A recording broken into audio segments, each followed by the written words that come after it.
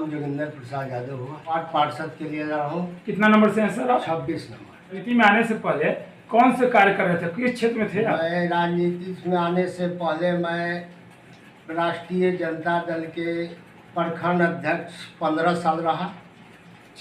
उसके बाद मैं राष्ट्रीय जनता दल प्रखंड से ऊपर भागे हैं तो जिला में गए। जिला में मैं लगातार 2 बार से पटना जिला राष्ट्रीय जनता दल के उपाध्यक्ष हूँ। राजनीति मेरा पेशा है। मैं शुरू से ही राजनीति में जब पढ़ाई छोड़ा हूँ तब से मैं राजनीति में आया हूँ तो मैं सत्ता में रहा हूँ, विपक्ष में भी रहा हूँ। मैं जनता को आवाज़ हमेशा उठाते रहा हूँ। अब मैं इसी आशा के साथ फिर जनता के बीच आया हूँ कि जनता मेरा सहयोग देकर अगर वार्ड पार्षद बनाएंगे मैं आगे का भी राजनीति करूँगा। इस क्षेत्र में सर क्या क्या कमी लग रहा है आपको? बहुत कमी है मेरे यहाँ। सबसे पहले मैं शिक्षा को सुधार करना चाहता हूँ। जो हमारा सरकारी स्कूल है वो शिक्षा के विषय पर समझिए कि शून्य। मैं पहला प्राथमिकता चुनाव जीतूँगा तो मेरा शिक्षा पर प्रयास रहेगा कि मैं इसको सुधार कर ही रहूँ। जनता में कई लोग जाते हैं तो चुनाव जीतने से पहले इसी तरह के वादे करते हैं, लेकिन जनता में बैठा रहता है कि चुनाव जीतने से पहले उनका वादा रहता है, वही चुनाव जीत कर जनता से मिलने भी नहीं जाते हैं, अपने सारे किए वादों को भी भूल जाते हैं। नहीं, तो हम लोग ऐसा नहीं है। मैं समाज का सेवा करते आया हूँ, पहले से भी करते आ रहा हूँ। हमारा ये है लक्ष्य है कि मैं समाज को शिक्षा को सुधारूंगा। ये मेरा पहला प्रश्न रहेगा गांव के जनता के लिए, गांव के नौजवानों को। और मेरा शिक्षा पर यह भी रहेगा कि मैं वार्ड पार्षद चुनाव जनता जिताएगा। मैं पहला एक कमेटी बनाने जा रहा हूँ। जीतने के बाद कमेटी बनाऊंगा। जो गरीब गुरबा का भी जो बच्चा है जो पढ़ना चाहता है, उसके पास पैसा का कमी है, किसी भी लाचार है, अगर वो नहीं होगा तो मैं गांव में जितने लोग बड़े लोग हैं या मेरे तरफ से बाहर से भी सहयोग राशि लाकर उस बच्चा को मैं पढ़ाने के लिए दूँ। सर आप चुनाव जिस क्षेत्र से लड़ रहे हैं, जिस वार्ड क्षेत्र से, उसी से कई लोग और भी चुनाव लड़ रहे होंगे और सब क्षेत्रीय होते हैं, एक दूसरे के जान पहचानने वाले। वैसे में अपने लिए अपने क्षेत्र से लोगों से वोट मांगना, अपने पक्ष में वोट मांगना मतदाताओं से कितना बड़ा चैलेंज लगता है आपको? जैसे चुनाव जब आता है तो जो समाज का कभी वो व्यक्ति समाज के लिए कुछ नहीं किया है, बाकी चुनाव के समय वो आता है तो एक ललक होता है कि मैं भी चुनाव लड़ूं। तो जनता मेरे यहाँ इतना ऐसी नहीं है, पढ़ा हुआ गांव है, यहाँ के जो जनता है शिक्षित है, पढ़े हुए लोग हैं।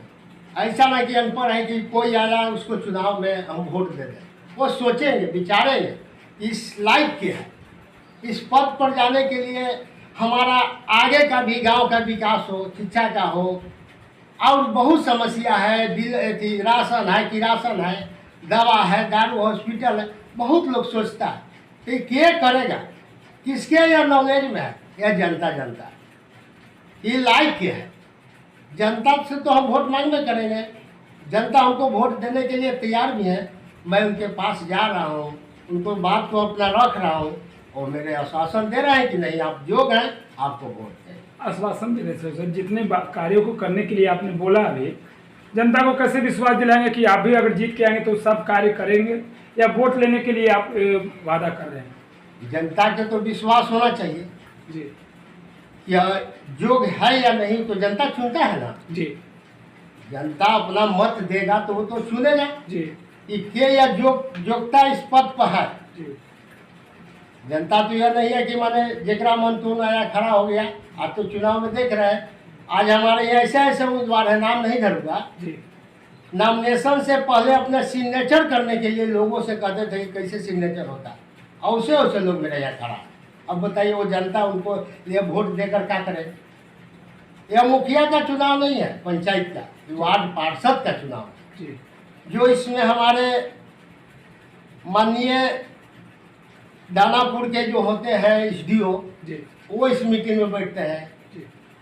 नगर परिषद के कार्यपालक पदाधिकारी रहते हैं, वो बैठते हैं। IAS IPS सब अफसर बैठते हैं। जो इसको नॉलेज नहीं रहेगा, जो अभी हस्ताक्षर करना सीखेगा, वो जीत कर जाकर वह जनता का क्या समस्या रखेगा। उस बीच में जाकर मीटिंग होगा, जो हमारे अध्यक्ष जो चुने जाएंगे, उपाध्यक्ष चुने जाएंगे, वार्ड पार्षद चुने जाएंगे, वहाँ वो मीटिंग में अपना समस्या क्या रख सकता है, जो अपने खुद उसको कुछ जानकारी दे, वो वहाँ क्या रख सकता है, जनता के लिए क्या मांग सकता है। तो अगर छोटा सा एक मैसेज देना हो जनता को कि किस तरह के मत प्रत्याशी को आप चुने, तो हमारे चैनल के माध्यम से क्या कहना चाहेंगे, जनता से अपील क्या करना चाहेंगे? आपको चैनल से मैं यह हाथ जोड़कर जनता से प्रार्थना कर रहा हूँ, माने विनती कर रहा हूँ कि जो योग्य उम्मीदवार है उसको आप वोट दीजिए। अगर हम योग्य नहीं है तो मुझे भी कर रहा हूँ कि न दीजिए, अगर योग्यता है तो मुझे वोट दीजिए, बाकी सोच समझ।